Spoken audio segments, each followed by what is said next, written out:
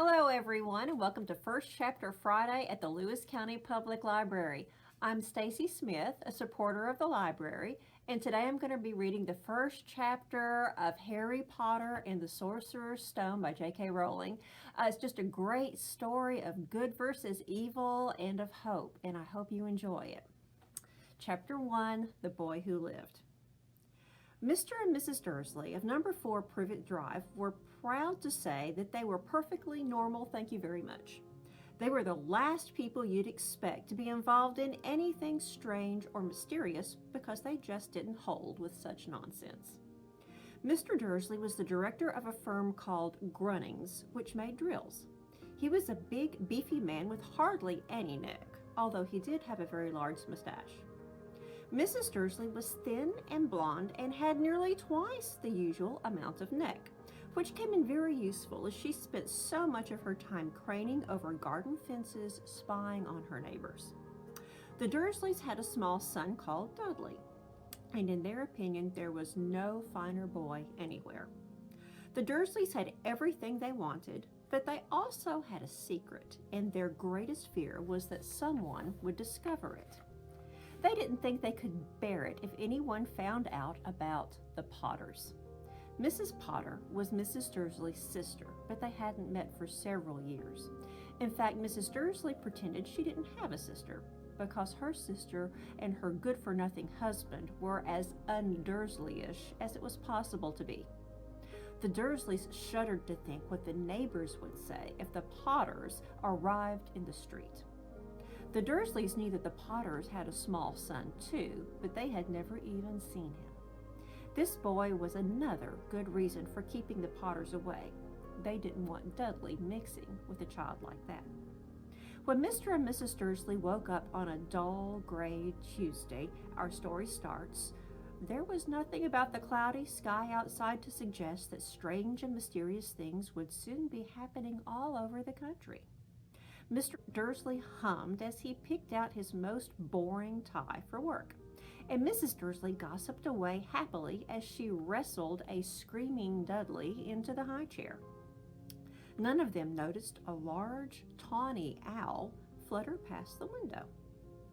At 8:30, Mr. Dursley picked up his briefcase, pecked Mrs. Dursley on the cheek, and tried to kiss Dudley goodbye, but missed, because Dudley was now having a tantrum and throwing his cereal at the walls.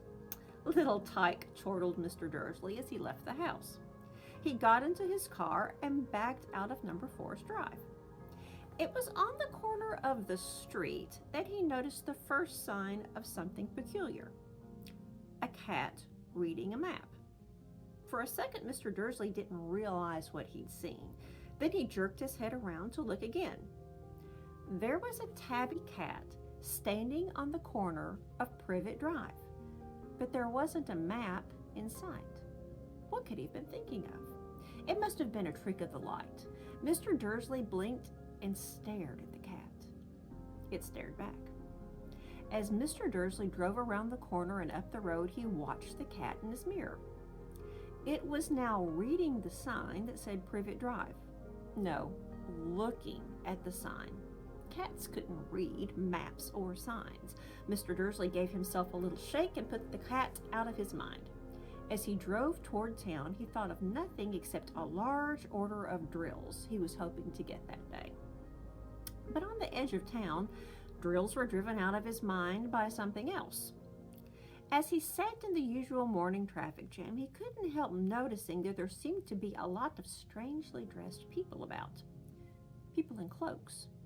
Mr. Dursley couldn't bear people who dressed in funny clothes, the get-ups you saw on young people. He supposed this was some stupid new fashion.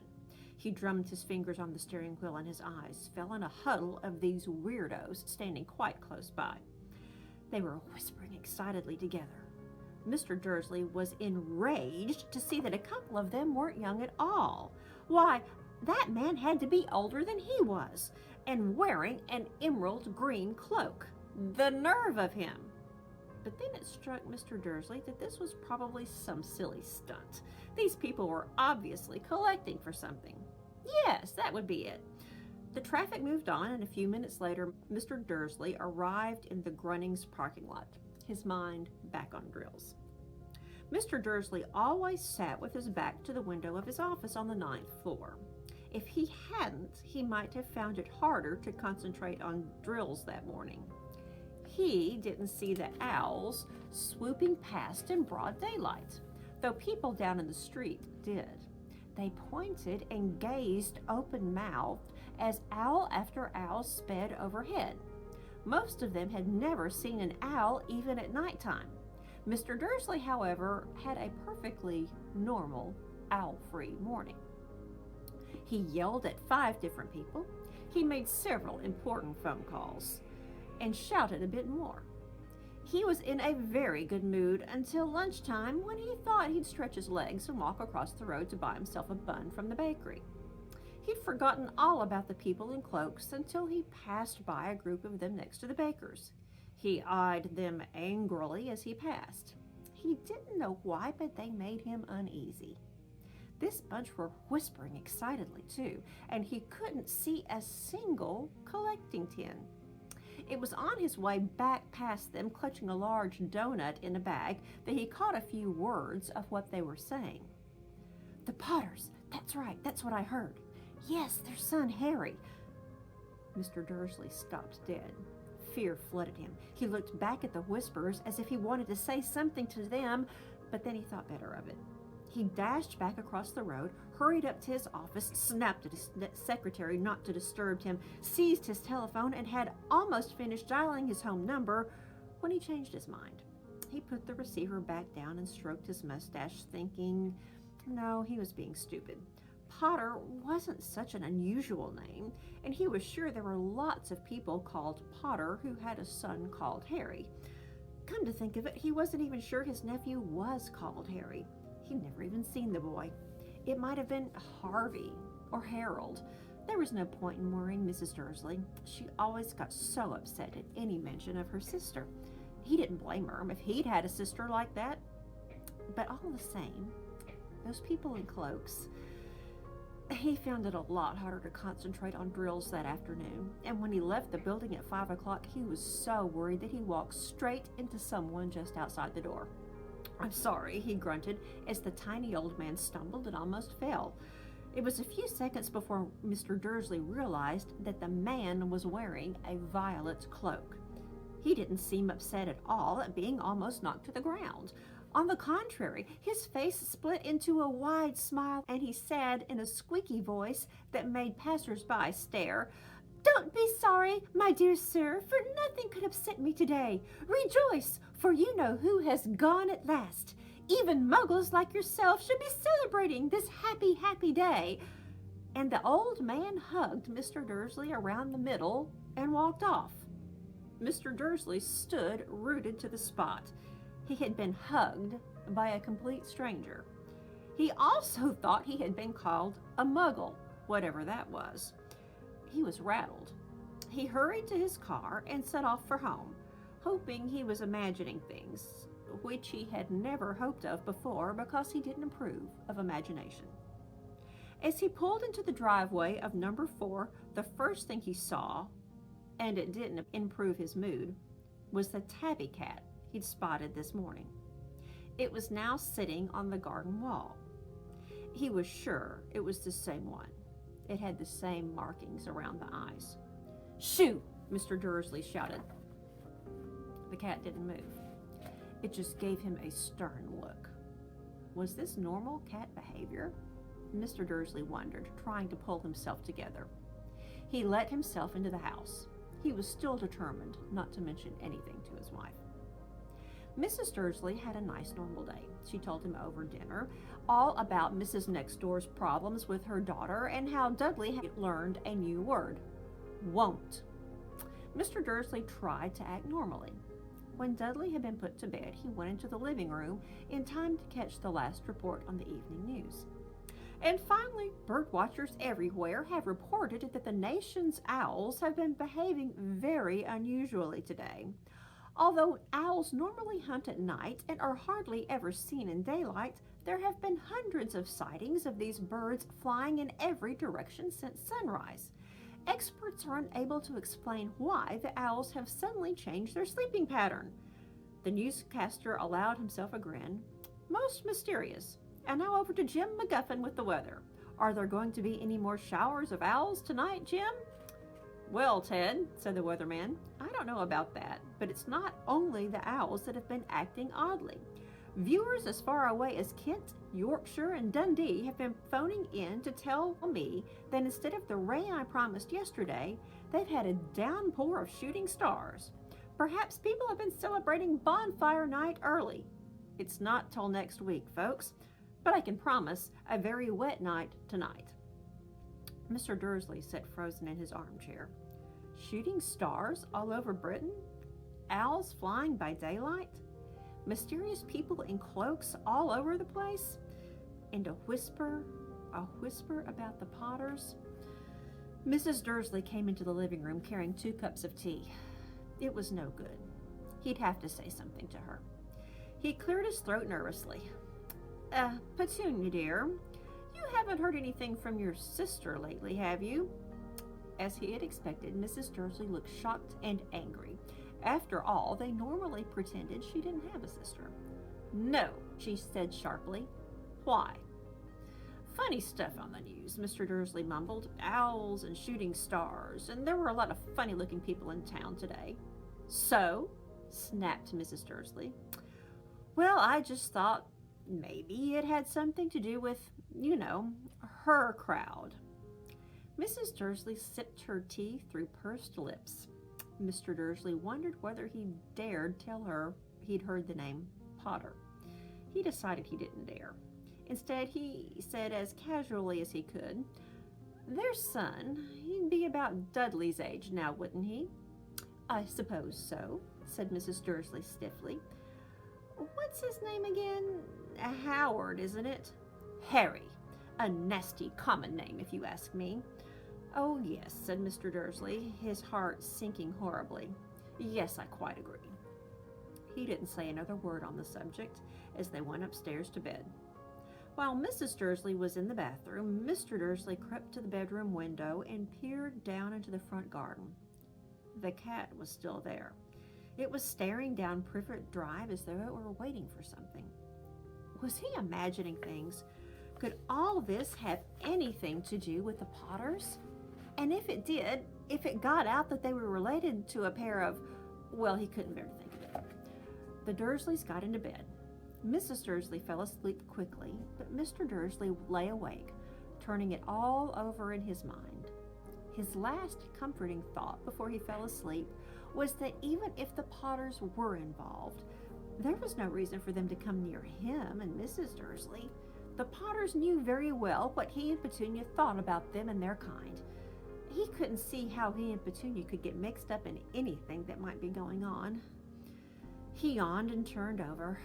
It couldn't affect them. How very wrong he was.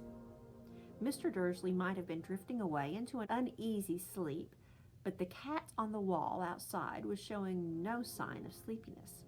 It was sitting as still as a statue, its eyes fixed unblinkingly on the far corner of Privet Drive. It didn't so much as quiver when a car door slammed on the next street, nor when 2 owls swooped overhead. In fact, it was nearly midnight before the cat moved at all. A man appeared on the corner the cat had been watching. It appeared so suddenly and silently you'd have thought he just popped out of the ground. The cat's tail twitched and its eyes narrowed. Nothing like this man had ever been seen on Privet Drive. He was tall, thin, and very old, judging by the silver of his hair and his beard, which were both long enough to tuck into his belt. He was wearing long robes, a purple cloak that swept the ground, and high-heeled, buckled boots. His blue eyes were light, bright, and sparkling beneath half-moon spectacles, and his nose was very long and crooked, as though it had been broken at least twice. This man's name was Albus Dumbledore. Albus Dumbledore didn't seem to realize that he had just arrived in a street where everything from his name to his boots was unwelcome. He was busy rummaging in his cloak looking for something. that he didn't seem to realize he was being watched, because he looked up suddenly at the cat, which was still staring at him from the other end of the street. For some reason, the sight of the cat seemed to amuse him. He chuckled and muttered, "I should have known." He found what he was looking for in his inside pocket. It seemed to be a silver cigarette lighter. He flicked it open, held it up in the air, and clicked it. The nearest street lamp went out with a little pop. He clicked it again. The next lamp flickered into darkness. 12 times he clicked the put-outer until the only lights left on the whole street were 2 tiny pinpricks in the distance, which were the eyes of the cat watching him. If anyone looked out of their window now, even beady-eyed Mrs. Dursley, they wouldn't be able to see anything that was happening down on the pavement. Dumbledore slipped the put-outer back inside his cloak and set off down the street toward number 4, where he sat down on the wall next to the cat. He didn't look at it, but after a moment, he spoke to it. "Fancy seeing you here, Professor McGonagall." He turned to smile at the tabby, but it had gone. Instead, he was smiling at a rather severe-looking woman who was wearing square glasses, exactly the shape of the markings the cat had around its eyes. She, too, was wearing a cloak, an emerald one. Her black hair was drawn into a tight bun. She looked distinctly ruffled. "How did you know it was me?" she asked. "My dear Professor, I've never seen a cat sit so stiffly." "You'd be stiff if you'd been sitting on a brick wall all day," said Professor McGonagall. "All day? When you could have been celebrating. I must have passed a dozen feasts and parties on my way here." Professor McGonagall sniffed angrily. "Oh yes, everyone's celebrating all right," she said impatiently. "You'd think they'd be a bit more careful, but no, even the Muggles have noticed something's going on. It was on their news." She jerked her head back at the Dursleys' dark living room. "I heard it. Flocks of owls, shooting stars. Well, they're not completely stupid. They were bound to notice something. Shooting stars down in Kent. I'll bet that was Daedalus Diggle. He never had much sense." "You can't blame them," said Dumbledore gently. "We've had precious little to celebrate for 11 years. "I know that," said Professor McGonagall irritably, "but that's no reason to lose our heads. People are being downright careless, out on the streets in broad daylight, not even dressed in Muggle clothes, swapping rumors." She threw a sharp, sideways glance at Dumbledore here, as though hoping he was going to tell her something. But he didn't, so she went on. "A fine thing it would be if, on the very day you-know-who seems to have disappeared at last, the Muggles found out about us all. I suppose he really has gone, Dumbledore?" "It certainly seems so," said Dumbledore. "We have much to be thankful for. Would you care for a lemon drop?" "A what?" "A lemon drop. They're a kind of Muggle sweet I'm rather fond of." "No, thank you," said Professor McGonagall coldly, as though she didn't think this was the moment for lemon drops. "As I say, even if you-know-who has gone, my dear Professor, surely a sensible person like yourself can call him by name? All this you-know-who nonsense. For 11 years, I've been trying to persuade people to call him by his proper name. Voldemort." Professor McGonagall flinched, but Dumbledore, who was unsticking 2 lemon drops, seemed not to notice. "It all gets so confusing if we keep saying you-know-who. I've never seen any reason to be frightened of saying Voldemort's name." "I know you haven't," said Professor McGonagall, sounding half exasperated, half admiring. "But you're different. Everyone knows you're the only one you-know-who, oh, all right, Voldemort was frightened of." "You flatter me," said Dumbledore calmly. "Voldemort had powers I will never have, only because you're too, well, noble to use them.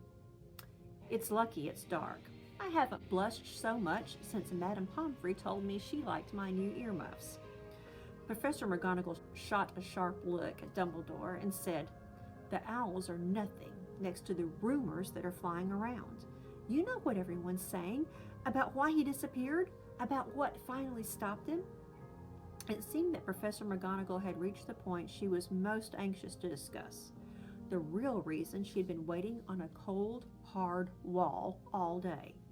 for neither as a cat nor as a woman had she fixed Dumbledore with such a piercing stare as she did now.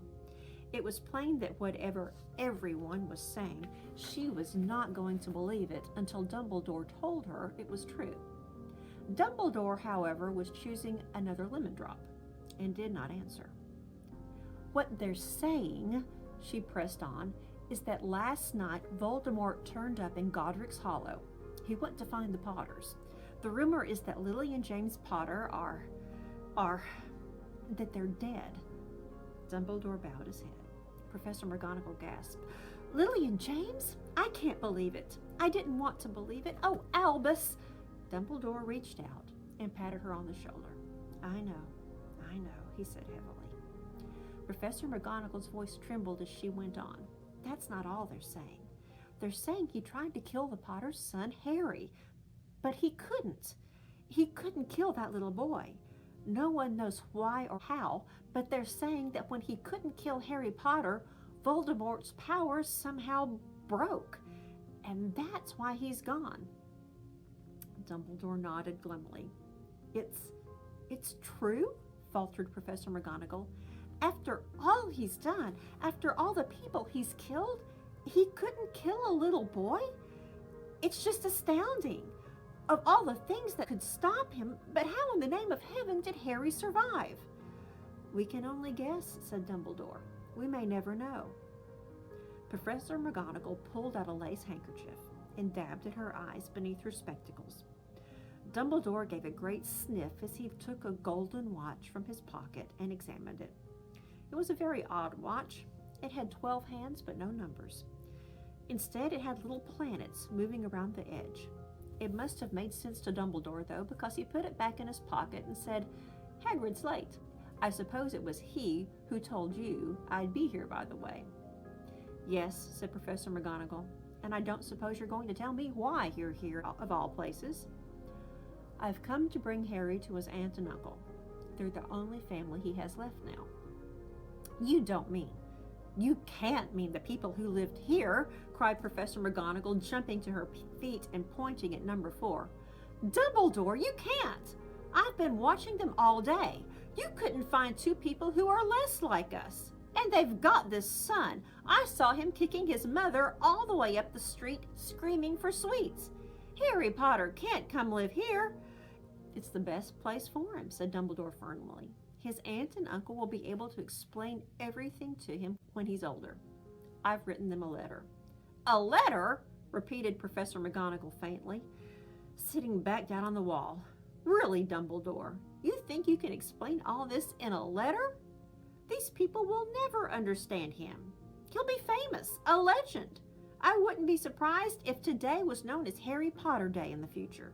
There will be books written about Harry. Every child in our world will know his name. Exactly, said Professor Dumbledore, looking very seriously over the top of his half-moon glasses. It would be enough to turn any boy's head. Famous before he can talk and walk. Famous for something he won't even remember. Can't you see how much better off he'll be growing up away from all that until he's ready to take it? Professor McGonagall opened her mouth and changed her mind, swallowed, and then said, Yes, you're right, of course. But how is the boy getting here, Dumbledore? She eyed his cloak suddenly as though she thought he might be hiding Harry underneath it. Hagrid's bringing him. You think it's wise to trust Hagrid with something as important as this?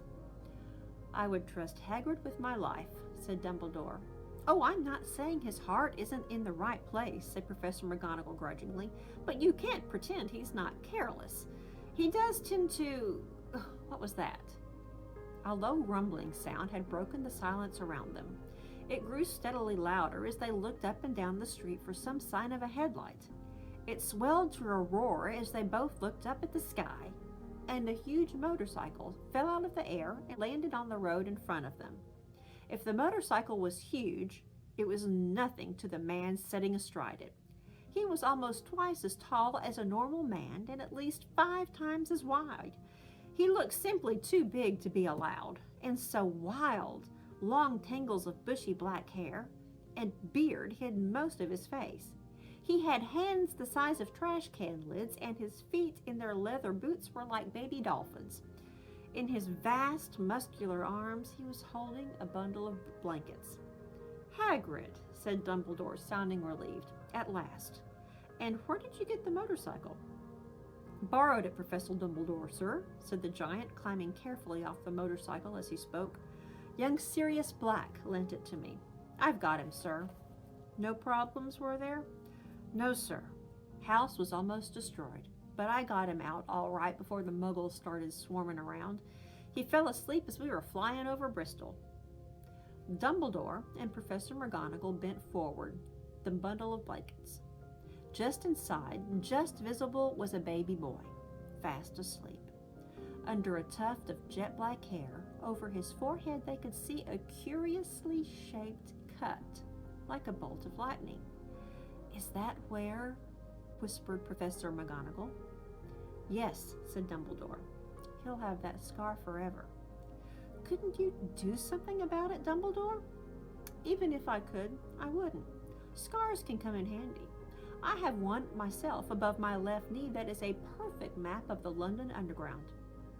"Well, give him here, Hagrid. We'd better get this over with." Dumbledore took Harry in his arms and turned toward the Dursleys' house.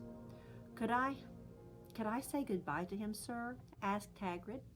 He bent his great, shaggy head over Harry and gave him what must have been a very scratchy, whiskery kiss. Then suddenly Hagrid let out a howl like a wounded dog. "Shh!" hissed Professor McGonagall. "You'll wake the muggles." "Sorry," sobbed Hagrid, taking out a large spotted handkerchief and burying his face in it. "But I can't stand it. Lily and James dead, and poor little Harry off to live with muggles." Yes, it's all very sad. But get a grip on yourself, Hagrid, or we'll be found," Professor McGonagall whispered, patting Harry gingerly on the arm as Dumbledore stepped over the low garden wall and walked to the front door. He laid Harry gently on the doorstep, took a letter out of his cloak, tucked it inside Harry's blankets, and then came back to the other two. For a full minute, the three of them stood and looked at the little bundle. Hagrid's shoulders shook. Professor McGonagall blinked furiously, and the twinkling light that usually shone from Dumbledore's eyes seemed to have gone out. "Well," said Dumbledore finally, "that's it. We've no business staying here. We may as well go and join the celebrations." "Yeah," said Hagrid in a very muffled voice. "I'd best get this bike back." "Good night, Professor McGonagall." "Professor Dumbledore, sir." Wiping his streaming eyes on his jacket sleeve, Hagrid swung himself onto the motorcycle and kicked the engine to life. With a roar, it rose into the air and off into the night. "I shall see you soon, I expect, Professor McGonagall," said Dumbledore, nodding to her. Professor McGonagall blew her nose in reply. Dumbledore turned and walked back down the street.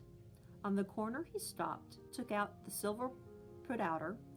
He clicked it once, and 12 balls of light sped back to their street lamps, so that Privet Drive glowed suddenly orange, and he could make out a tabby cat slinking around the corner at the other end of the street.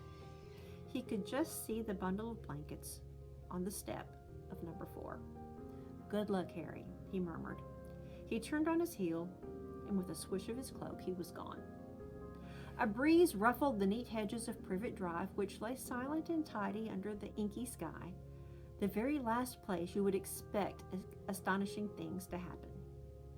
Harry Potter rolled over inside his blankets without waking up.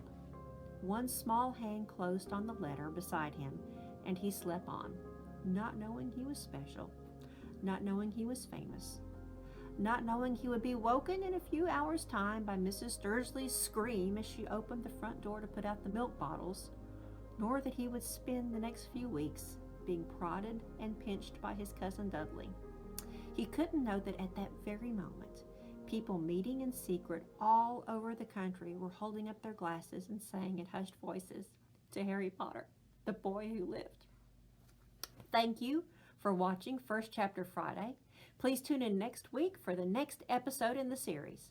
As always, like, comment, and share this video. You can follow the library's Facebook page or subscribe to their YouTube channel for more videos. Thank you again and have a great weekend.